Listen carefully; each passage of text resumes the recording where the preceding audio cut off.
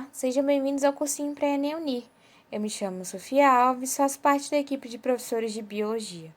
Na aula de hoje, nós iremos relembrar alguns conceitos básicos acerca do reino Plantae, um dos conteúdos que mais caem na prova do Enem.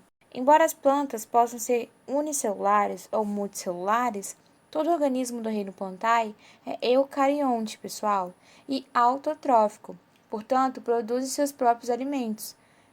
O primeiro critério para agrupar as plantas é a presença ou não de sementes. Por isso, o reino das plantas costuma ser dividido em dois grandes grupos, o das criptógamas e o das fanerógamas, como podemos observar nesse fluxograma.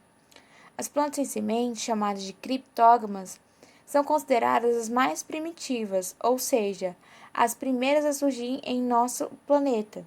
E hoje estudaremos especialmente este grupo de plantas.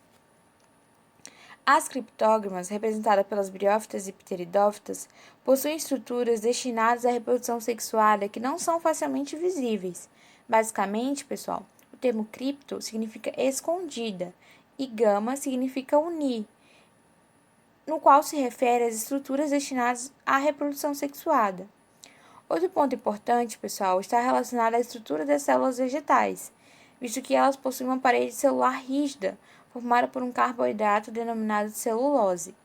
As moléculas de glicose que formam o polissacarídeo de celulose são unidas por ligações glicosídicas, um tipo de ligação covalente que resulta da reação de condensação entre duas moléculas de carboidratos, ou seja, quando duas moléculas se unem para formar uma única molécula, como observamos aqui. Além disso, as células vegetais possuem os cloroplastos, organelas que contêm clorofila A.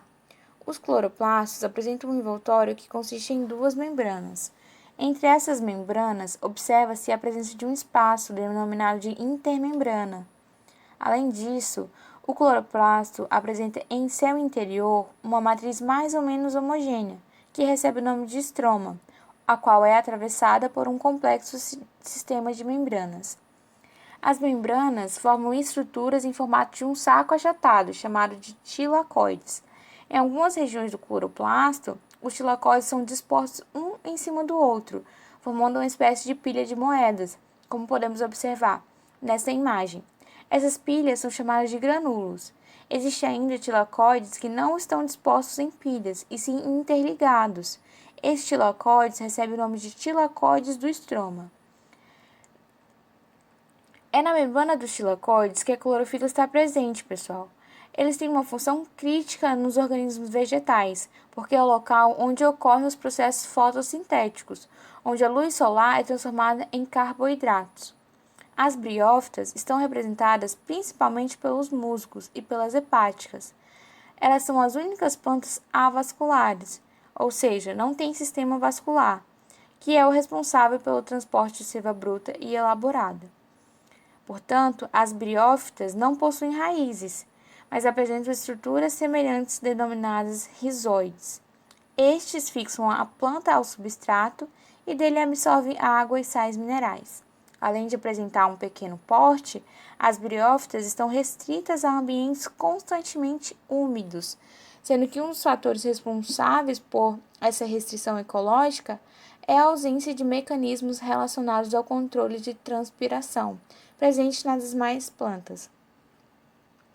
Nos musgos, além dos rizóides, existem estruturas que lembram pequenas folhas de caule. Como não apresentam os vasos condutores, como eu falei para vocês, nós utilizamos os termos filoides e cauloides. Com relação ao ciclo de vida das briófitas, nós podemos concluir que a fase dominante é um gametófito haploide. O gametófito é formado logo após a germinação do esporo e nos musgos formam uma estrutura filamentosa e verde. Esse gametófito filamentoso é chamado de protonema. O protonema logo se desenvolve formando um gametófito folhoso. Esse se torna sexualmente maduro e produz gametângios. O gametângio feminino ele é denominado de oosfera e o masculino anterozoide. Uma vez que os gametas masculinos são flagelados, eles precisam de água para locomover-se e fecundar o gameta feminino. Então, após a fecundação, é formada as primeiras células diploides do ciclo de vida, o zigoto. O zigoto, ele divide-se mitodicamente para formar o esporófito das briófitas, e lá no esporófito, um único esporângio, que contém células mães, vai se dividir por meiose e vai gerar, vai formar 4 esporos haploides. Uma vez que um esporângio amadurece, esse abre e libera os esporos, geralmente carregados pelo vento, tá bom, pessoal? Os esporos, eles formam um novo gametófito após a germinação em um local propício. Como você pode acompanhar, o ciclo de vida das briófitas é relativamente simples, apresentando uma fase apóide dominante e um esporófito reduzido a um único esporângio. Essas plantas ainda apresentam uma dependência da água para completar seu ciclo, tá bom? A gente não pode esquecer desse detalhe. Já as pteridófitas são plantas vasculares com o corpo constituído por raízes, caule e folhas, no qual são representadas principalmente pelas samambaias e avencas. Podemos considerar 3 grupos de pteridófitas: as filicíneas, helicopodinas e equisetíneas. As filicíneas possuem folhas grandes e geralmente divididas em folíolos. Elas desenvolvem estruturas chamadas soros na face inferior das folhas, em que são formados os esporos. Já as licopodinas possuem folhas pequenas, com ausência de soros, enquanto que as folhas localizadas nas extremidades dos ramos abrigam as estruturas reprodutivas, que no caso elas produzem esporos, chamados esporângios.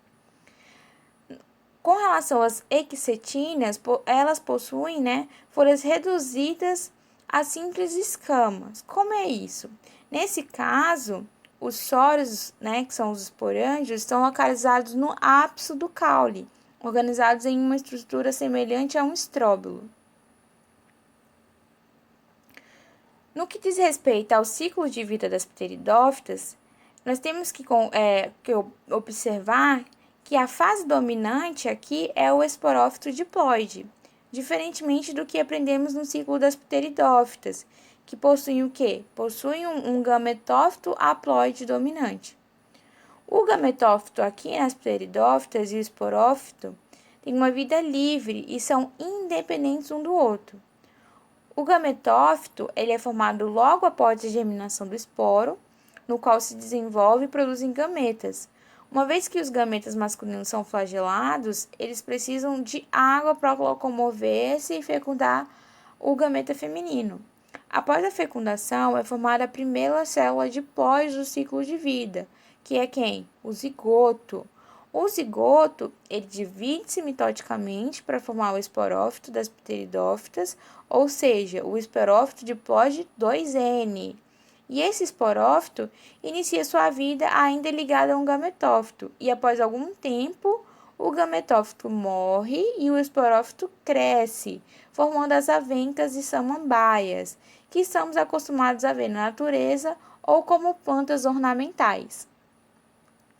As folhas das samambaias e avencas, quando férteis, elas apresentam estruturas arredondadas ou compridas, chamadas de soros. Os soros são um conjunto de esporângios. Dentro de cada esporângio existem células mães que se dividem por meiose e resultam em esporos haploides. Uma vez que o esporângio amadurece, ele se abre e libera os esporos. Geralmente carregados pelo vento, os esporos formam um novo gametófito e após a sua germinação, eles estão prontos aí, para se reproduzir mais e mais em um local apropriado, é claro.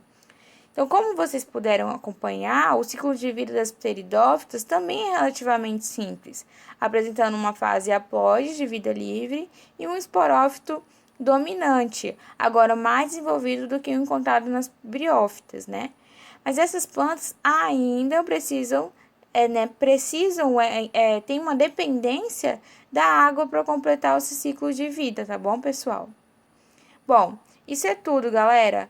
Agora que você já relembrou tudo que precisa, sobre as criptógamas, é hora de testar seus conhecimentos. Leia com calma e responda com atenção às 5 questões que separamos para você. Bons estudos e até a próxima aula, galera!